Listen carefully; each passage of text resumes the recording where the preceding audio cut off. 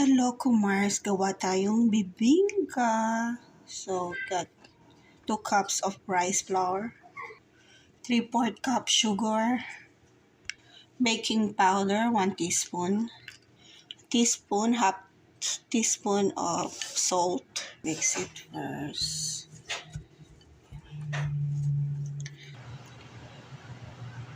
Okay, 4 eggs, 1 cup milk, and 1/4 cup melted butter.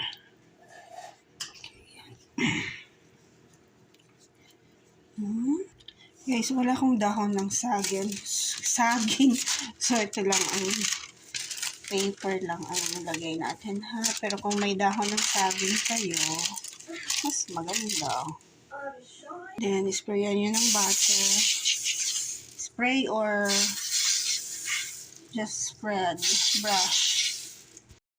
Then, salain natin para smooth.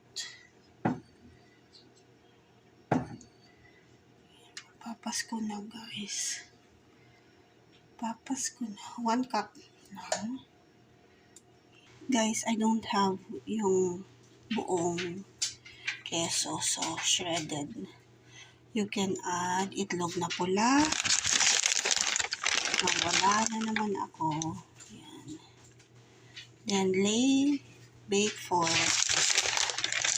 maybe 15 minutes. Okay, we'll be back. Now, guys. Ayan. After. Ayan. Pagburan nyo ng asukal. Let's eat with tsaa.